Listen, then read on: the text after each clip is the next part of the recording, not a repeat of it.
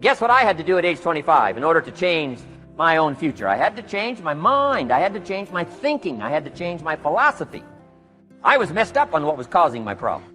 And once I got that straightened out, that all the stuff I blamed, the government and taxes, and the marketplace and the economy, and things cost too much, negative relatives, cynical neighbors, once I got rid of that and started going for where the real problem was, which was me, I'm telling you, my life exploded into change.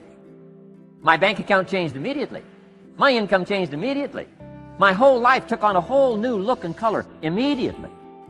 And the early results I got from making these philosophical changes tasted so good, I've never stopped the process from that day until now.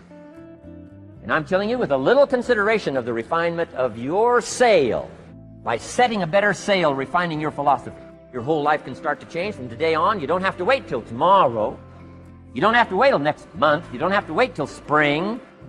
You don't have to wait till 93. You can start this whole process immediately. I recommend it. Now, some people do so little thinking, they don't even have their sail up. I mean, you can imagine where they're going to wind up at the end of this week, at the end of this month, at the end of this year. Now's the chance to change, process all this information. So number one is philosophy. And we dealt with all that. Where we get ideas, personal experience from other people's experiences. Philosophy, that's number one, my personal opinion. Each person's personal philosophy. Here's the definition of success and failure. Just make this note. Here's failure. A few errors in judgment, repeated every day. Now you can automatically assume, Mr. Owen, I say, I can understand that. A few errors in judgment repeated every day. For 6 years? I'm with my father. I think I told this story the last time I was here. My father, 88 years old, he's never been ill, still hasn't retired.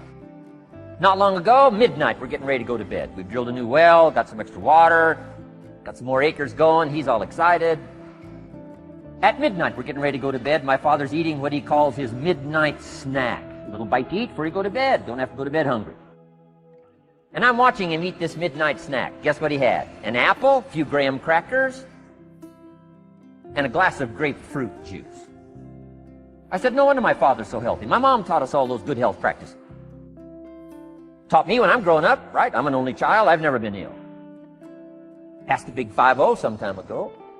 My two daughters, 32, 33, never been ill. My grandkids, never been ill. I'm telling you, the legacy lingers on. As I watched my father have this midnight snack, suddenly occurred to me. I know that's part of it. An apple, what? A day. That's gotten to Dallas-Fort Worth.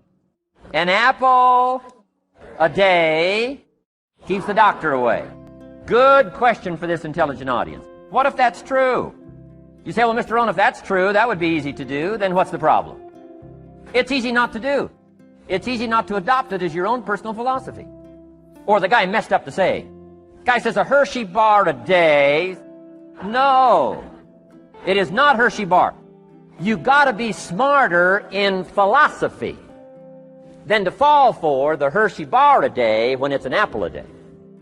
You got to be smarter than that. And if you make that kind of an error in judgment every day for 6 years, I'm telling you, it'll accumulate into disaster.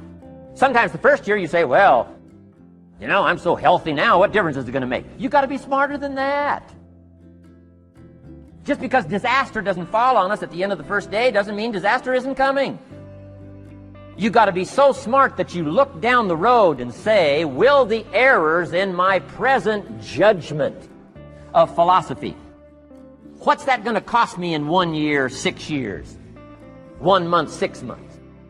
I'm telling you, the money cost and the health cost and the success cost is too gigantic if you'll look down the road a little ways and say, are there errors in my current judgment like an apple versus a Hershey bar?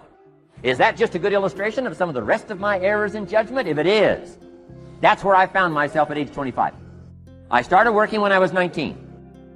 I met my teacher who helped turn my life around when I was 25. That's 6 years. At the end of the first 6 years of my economic life, I've got pennies in my pocket. I've got nothing in the bank. The creditors are calling saying, hey, you told us the check was in the mail. I'm embarrassed. I'm behind on my promises. I live in America. I'm 25-year-old American male. I got a nice family, every reason to do well. And I'm messed up. Now, what's messed up? I used to think it was the community that was messed up. The country was messed up. And the government was messed up. If those Democrats ever get in the White House, that'll really mess things up. If the Republicans stay in power, that'll really mess things up.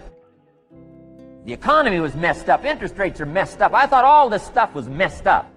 Then I found out that's not what was messed up. I was criticizing the only thing I had to work with. What was really messed up was my own personal philosophy.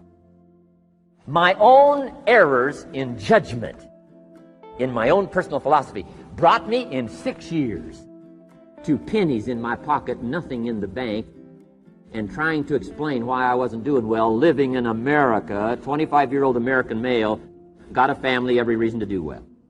Now, once I understood this, here's the formula for failure: errors in judgment, being lax about developing your own personal philosophy. I'm telling you, it's called accumulated disaster.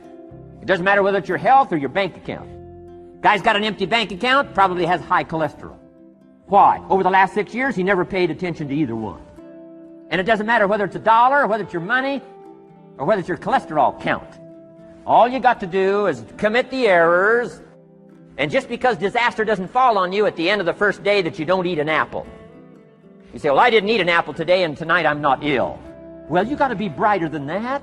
Someday you got to leave first grade. The reason we make those first grade desks so small, so they won't fit at age 25. Now let me give you the secret to success.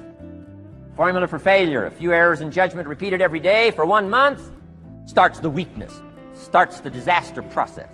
You can imagine what happens in 6 years.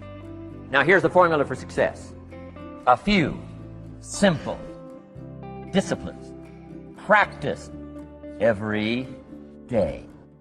And you've started a whole new process called a whole new life. A few simple disciplines practiced every day. And if you decide today to go for the apple instead of the Hershey bar, I'm telling you, you have begun the process of turning your life around. And if you keep up that process, not only with your health habits, but with your money habits and with your communication habits, with your sales habits and management habits and every other habit that you got, if you'll start that process, eliminate the errors and replace it with disciplines practiced, I'm telling you, you can start this process of life change immediately. After today, you don't ever have to be the same again. Only by choice. You don't have to walk out of here the same as you walked in today. Only by choice. You can start a whole new process. And you say, well, Mr. Rohn, is it that simple? Yes, it's that simple. Where else would you start? But with an apple. You don't have to start with something staggering. What if you should be walking around the block for your good health and you don't? What'll that do in 6 years? I'm telling you, the word is disaster. You could and you should and you don't. Here's an even stronger word. You won't. I mean, don't might mean you're careless. Won't probably means you're stubborn. And either one's called disaster. Could, should, don't. I'm telling you, that's why at the end of 6 years, I found myself with pennies in my pocket, nothing in the bank, creditors calling. Could, should, won't. Could, should, don't is called disaster. Now, how do you change all that? The next 6 years, I got rich. The next 6 years, I became a millionaire. By the time I'm 31, I'm a millionaire. How about that? You say, well, Mr. Rohn, what happened? Well, strangely enough, during that second 6 years of my economic life, the government was about the same. I'm telling you, taxes were about the same. My negative relatives were the same. I'm telling you, the economy was about the same, and prices were about the same, and everything else was about the same. Circumstances were about the same. Then how come I got rich? How come I totally changed my life? I was not the same. Somebody says, well, what did you go to work on to do all that? I started with my philosophy. I started amending my errors by doing some better thinking, changing my mind, coming up with ideas that I didn't have before I met my teacher. And once that whole process started for me, I'm telling you, I changed my whole life. Within a 6-year period, I was never the same. And I've kept up that process all these years. One of the reasons why I'm here is to continue my craft. I don't want the day to come someday somebody says, you should have heard Jim Rohn 10 years ago when he was really terrific. Guess what I want people to say? I heard him 10 years ago, but you should hear him now. I'm telling you the man works on his craft. I'm telling you the man's done some extra reading. I'm telling you the man doesn't miss a trick. I'm telling you he's worked hard on himself. That's why he's able to deliver like he does.